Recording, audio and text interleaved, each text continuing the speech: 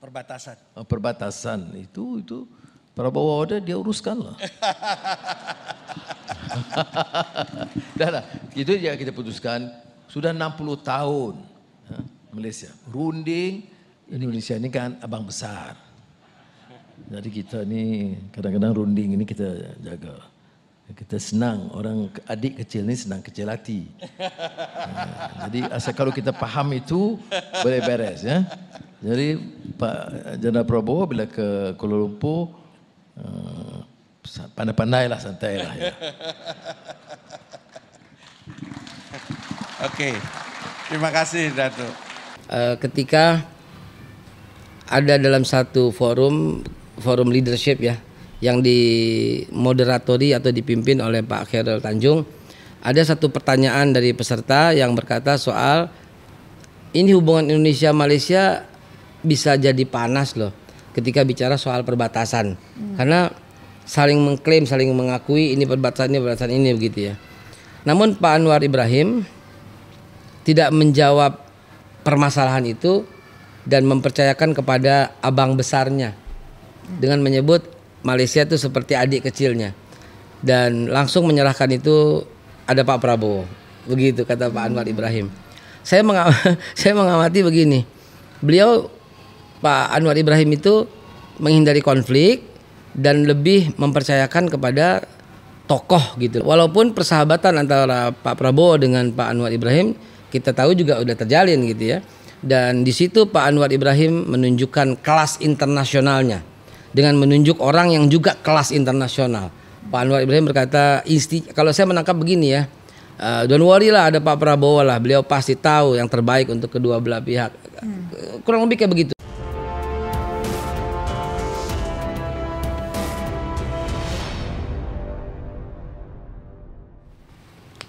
Assalamualaikum warahmatullahi wabarakatuh.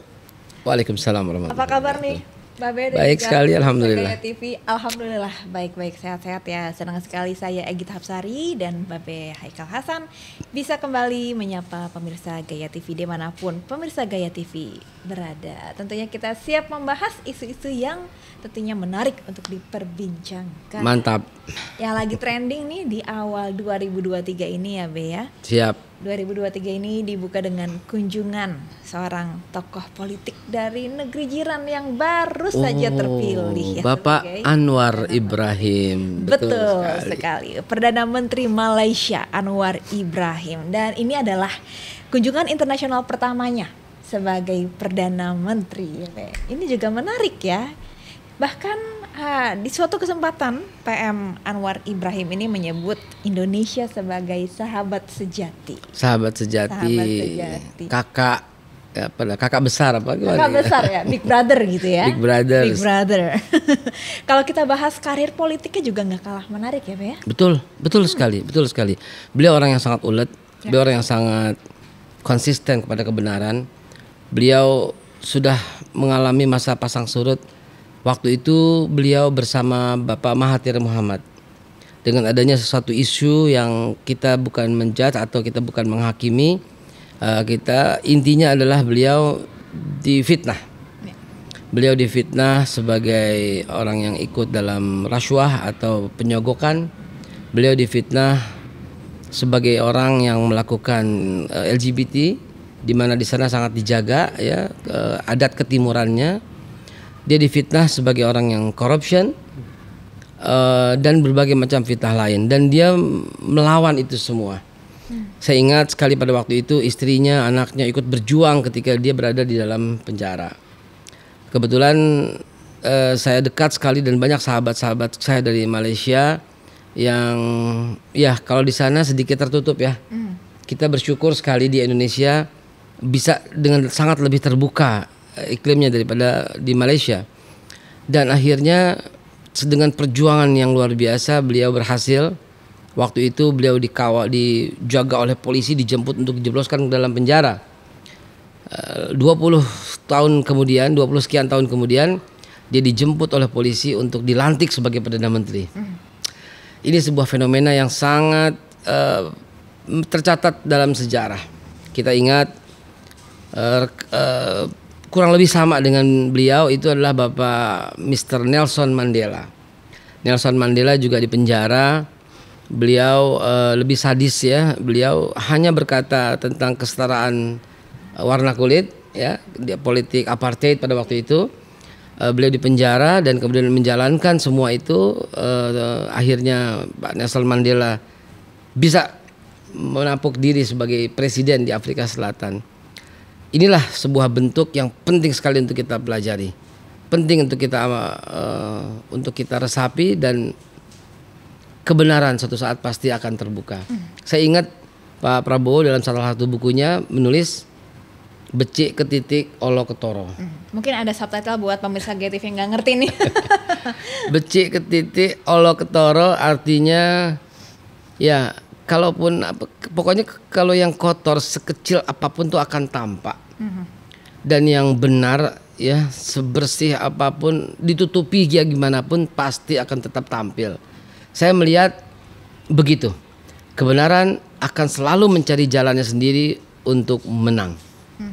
Walaupun itu harus menunggu puluhan tahun, dalam case Anwar Ibrahim ini beliau menanti lebih dari 20 tahun ya Pak ya? Itu keuletannya, itu keteguhannya, dan itu bukti bahwa dia cinta negaranya. Dan kita semua memang harus mencintai negara lebih dari segalanya. Betul, lebih dari segalanya ya. Dan ini di usianya yang sudah tidak muda lagi sebenarnya ya, 75 tahun ya. Yes, dan jangan lupa pada waktu umur 92 tahun Bapak Mahathir Mohamad pun masih tetap menjabat sebagai Perdana Menteri. Betul. Dan ini menjadi tren berikutnya ya. Begitu juga Joe Biden, begitu juga yang lain. Jadi tua itu memang satu yang pasti terjadi. Tapi jiwa muda mesti tetap kita jaga. Nah, itu dia ya, supaya sehat terus juga. Supaya sehat terus. Dan jiwa emang gak pernah tua. Yang tua tuh fisik, keriput, pikiran, tapi jiwa muda mesti tetap kita jaga. Wah, luar biasa juga ya. Berarti walaupun 20 tahun menanti, di umur 75 tahun akhirnya semua yang diusahakan membuahkan hasil. Bahkan selama ini ya, sebelum dilantik sebagai Perdana Menteri begitu, Anwar Ibrahim ini kan juga dikenal sebagai tokoh oposisi ya. Betul. Politik Malaysia dari zaman Mahathir Mohamad dulu yang 90-an. Awalnya bersama dengan Pak Mahathir Mohamad, kemudian mengkritik Pak Mahathir Mohamad.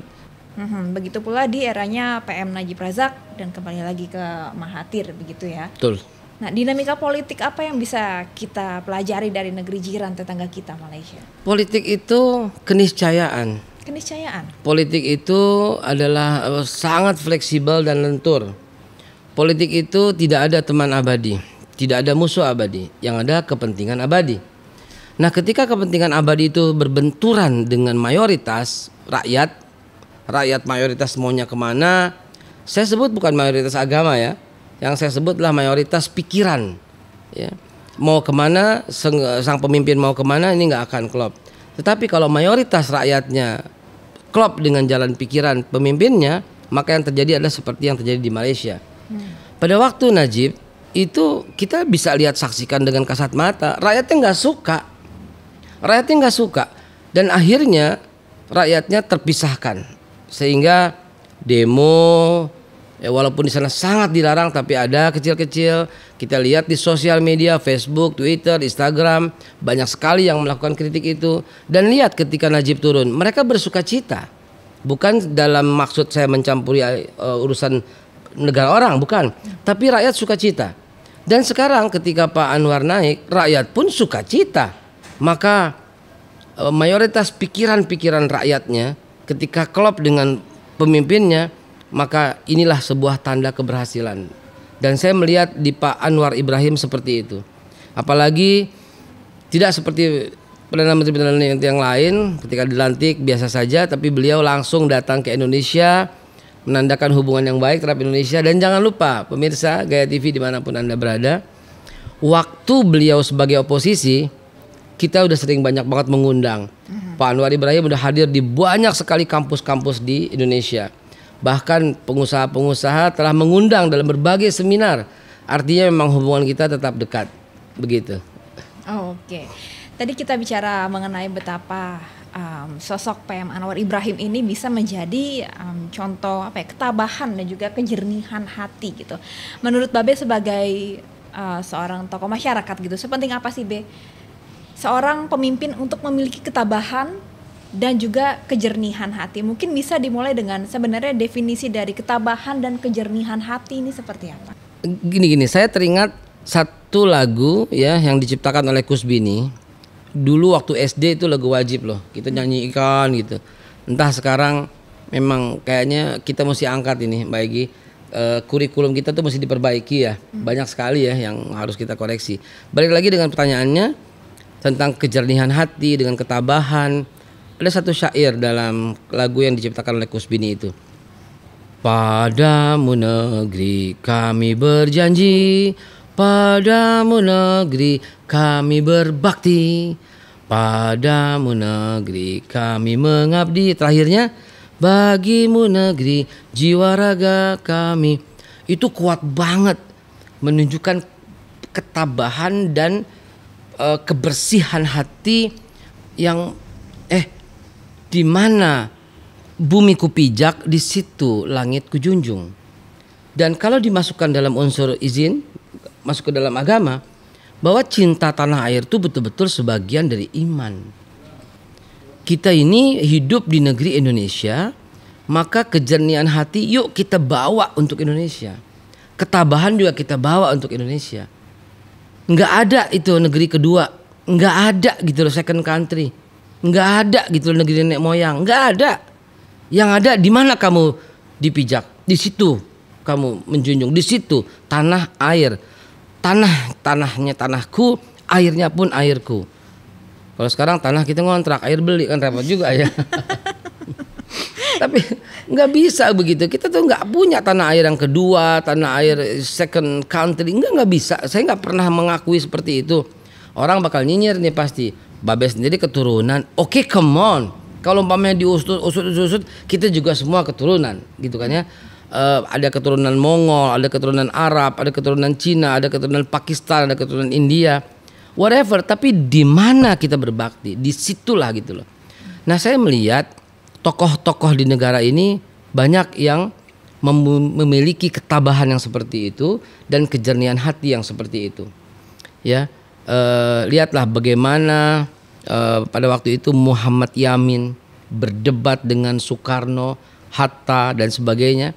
Mereka orang-orang yang cinta mati dengan tanah airnya, dengan Abi Kusno, dengan Mr. Maramis dalam menyusun Pancasila itu, dengan siapa lagi yang kita belum sebut, siapa lagi Ki Hajar Dewantara yang masih ujung, bahkan kita nengok ke belakang lagi Pak siapa lagi, Jenderal Sudirman waktu di belakang lagi, Ki Haji Agus Salim lebih tua lagi, Ki Haji Hasyim Asy'ari lebih tua lagi, Ki Haji Ahmad Dahlan.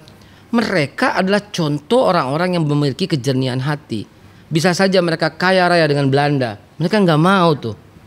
Bisa saja mereka dengan ada kan yang berkhianat kemudian menjadi warga negara tuh ada gitu. Tapi mereka nggak lakukan itu dan mereka menjadi panutan-panutan kita. Yang zaman sekarang juga sebenarnya juga kita lihat. Bahkan saya masih teringat pesan Kiai Haji Abdurrahman Wahid sebagai salah satu tokoh negarawan yang saya kagumi. Ketika ditanya dalam salah satu media, salah satu televisi, yang paling ikhlas saat ini terhadap bangsa ini adalah Bapak Prabowo. Ini bukan kampanye ya. Kita lagi bicara mengutip ucapan daripada seorang guru bangsa yang namanya Kiai Haji Abdurrahman Wahid. Kiai Abdurrahman Wahid tahu banget gitu apa yang dikatakannya itu adalah sebuah keniscayaan, sebuah kebenaran. Dan bukan cuma Pak Prabowo ya. Kita lihat semua juga banyak ya yang seperti itu. Tetapi kalau lihat ketebahan ada pada Pak Prabowo. Izin saya menyampaikan, kesabarannya, ketabahannya juga legend loh. Ya kan? Udah di zaman itu mestinya orang udah mundur lah, udah apa, tapi beliau tetap saja. Saya mengutip lagi satu kalimat dari Buya Ar-Razi. Saya lihat satu kalimat yang sangat bagus. Dia bilang begini. Dan dia bicara di depan Pak Jokowi dan di depan Pak Ma'ruf Amin, di depan istana ketika dia sedang bicara satu mungkin Isra Mi'raj atau Maulid, mungkin dikoreksi nanti. Buya berkata begini. Pada waktu pemilu kemarin, mohon maaf saya tidak memilih presiden dan wakil presiden. Maksudnya Pak Jokowi dan Pak Ma'ruf Amin. saya memilih presiden yang saat ini sudah menjadi menteri. Maksudnya Pak Prabowo dong ya. Lalu dia bilang begini, pada waktu diambil keputusan itu saya sebenarnya intinya ya dia tuh merasa kesal. Kenapa harus gabung begitu? Tapi ternyata dia bilang, saya menyadari betapa kebersihan hati Pak Prabowo yang membuat dia rela ikut menjadi menterinya Pak Jokowi. Nah, saya melihat ketabahan dan kejernihan hati di situ. Begitu ya. Ini bukan kampanye ya, bukan ya. Begitu juga yang lain. Kita juga lihat kepahlawanan dari keluarga Pak Anies Baswedan. Kita tahu beliau itu keturunan dari Arab, keturunan Arab lah begitu. Tapi kita lihat kakeknya adalah seorang pahlawan yang mengeluarkan resiko besar ketika membawa surat, yaitu surat pengakuan de facto de jure terhadap kemerdekaan Indonesia. Itu Pak Ayat Baswedan gitu. Dan kita juga bisa lihat Pak Harto ya pada waktu itu almarhum, betapa beliau menguraskan segala perhatiannya semuanya untuk membuat Indonesia maju dan berkembang. Begitu juga Pak Jokowi ya, dengan model gaya kepemimpinan yang seperti ini, infrastruktur yang dipentingkan, semua punya positif dan negatifnya. Intinya kita punya banyak tokoh-tokoh di bangsa ini yang memiliki ketabahan dan kejernihan hati begitu. Dan itu adalah faktor yang penting gitu bagi seorang pemimpin ya. Yes. Kalau kita balik lagi, Indonesia Malaysia mungkin ada salah satu persamaan ya Bea, karena di sana juga multikultural. Yes. Ada Melayu, ada India, ada Chinese juga. Begitu pula Indonesia ya, seperti melting pot begitu ya. Apakah kejernihan hati dan juga ketabahan ini bisa menjadi modal untuk memimpin bangsa Indonesia yang begitu majemuk ya? Kalau kita lihat kesamaan apa ya? Bukan masalah ya, tantangan yang dihadapi kedua bangsa. Ya, kita tahu bahwa Pancasila, ada Undang-Undang Dasar 45 kita mengakui kemerdekaan itu. Bahkan digenggam dengan kuat di kaki burung Garuda kalimat Bhinneka Tunggal Ika. Dan gak tanggung-tanggung Mbak Egy. Ada 714 suku di Indonesia. Ada 630 bahasa di Indonesia. Ada 13.700 pulau di Indonesia. Lengkap dengan 6 agama yang diakui oleh negara dan berbagai macam perbedaan-perbedaan lainnya. Semua itu menunjukkan bahwa kita harus memiliki ketabahan, kejernihan hati dan kebesaran hati untuk menerima semua perbedaan itu adalah sebuah keniscayaan dan itu anugerah dari Allah Subhanahu wa taala. Kita memang berbeda, tapi kita tetap memilih bersatu. Dan itulah anugerahnya. Betul sekali. Tidak bisa kalau orang Minang maunya kumpul sama orang Minang aja. Itu namanya perkumpulan sederhana barangkali. Jadi lapar ya Be. Nggak bisa juga orang Betawi kumpul sama orang Betawi aja, itu namanya forum Betawi Rempuk gitu ya. Nggak bisa juga orang Sunda maunya kumpul sama orang Sunda aja, itu arisan Pasundan namanya gitu ya. Justru gitu loh, kalau ada orang Sunda kumpul sama orang Jawa, kumpul sama orang Batak, sama orang Papua, sama orang Dayak dan semuanya, itulah yang namanya persatuan. Karena persatuan itu terdiri dari beberapa perbedaan yang mengikatkan diri. Kedepan kita perlu melihat dan saling belajar. Malaysia bisa menghargai sebuah demokrasi di mana seorang yang dahulunya adalah seorang yang narapidana gitu intinya, dia bisa memulihkan nama baiknya, membuktikan bahwa dia tidak bersalah dan kemudian memimpin Malaysia. Nah, begitu juga kita di negara ini yang lebih kompleks, yang lebih banyak beraneka ragam suku daripada Malaysia. Kita berharap pemimpin ke depan adalah pemimpin yang tabah, yang penuh dengan kesabaran, yang penuh dengan pengertian dan mengakui semua anak bangsa sebagai khazanah kekayaan dan tentu memiliki kejernihan hati. Saling belajar ya, saling tetangga, belajar. sahabat sejati, negeri katanya, jiran. yang patut untuk saling belajar begitu. Dan semoga kunjungan PM Anwar Ibrahim kemarin juga bisa menjadi titik awal yang indah begitu ya bagi persahabatan kedua negara tentunya ya Be ya. Yes. Ada yang menarik nggak sih Be dari kunjungan PM Anwar Ibrahim kemarin? Sempat ada suatu event tokoh-tokoh nasional berkumpul ada pernyataan yang menarik nggak? Karena ada beberapa masalah juga di situ yang dibahas ya. Ada. Saya menarik gini. Pada waktu correct me if I'm wrong ya.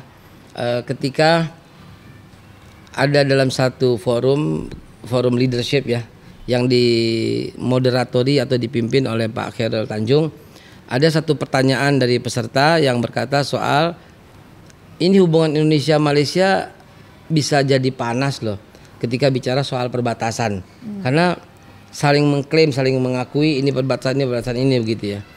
Namun Pak Anwar Ibrahim tidak menjawab permasalahan itu dan mempercayakan kepada abang besarnya dengan menyebut Malaysia itu seperti adik kecilnya, dan langsung menyerahkan itu ada Pak Prabowo, begitu kata Pak Anwar Ibrahim.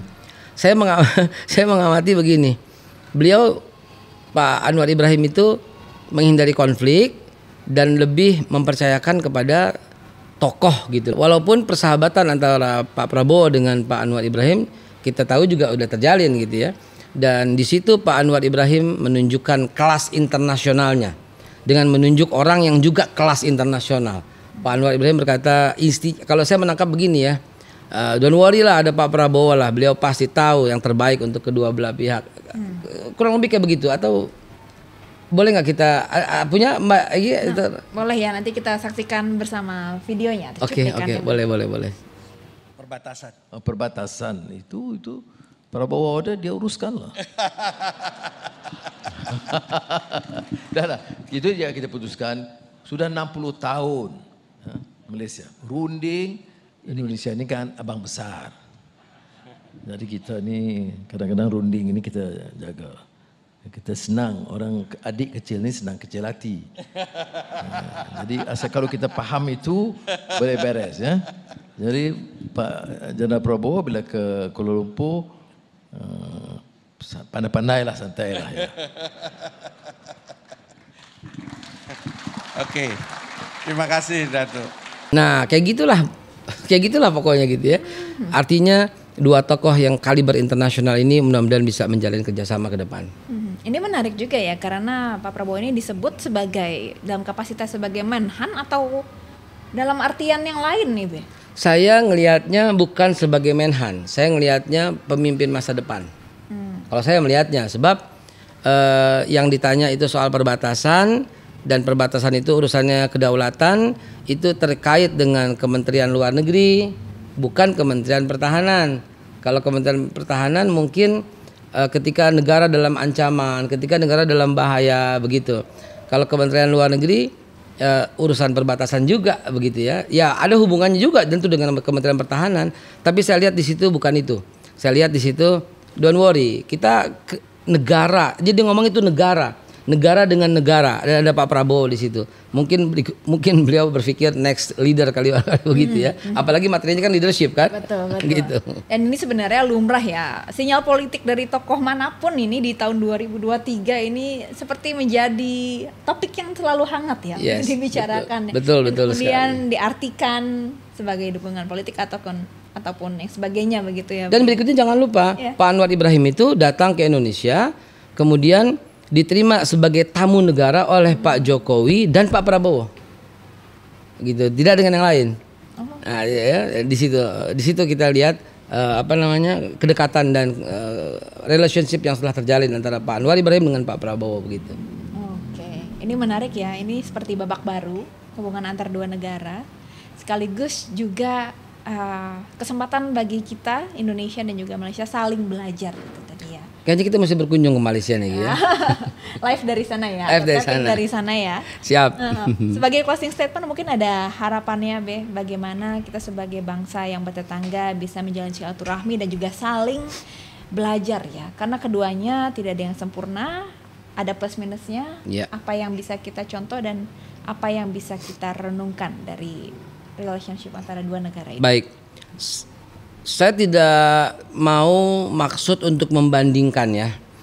Negeri yang terdekat dengan kita itu yang langsung berbatasan itu adalah 1 Australia, 2 Papua New Guinea, 3 Brunei Darussalam, 4 Singapura, dan 5 Malaysia. Ini langsung terdekat dengan kita. Tapi lihatkah kita arogansi Australia kepada kita? Seperti duri dalam daging yang menggerogoti dari bawah, timur-timur dan sebagainya. Papua juga begitu. Bukan bawah, Papua Nugini ya, begitu. Kita lihat juga Brunei tidak, Singapura seperti ngenyek ya, ngeledek gitu ya.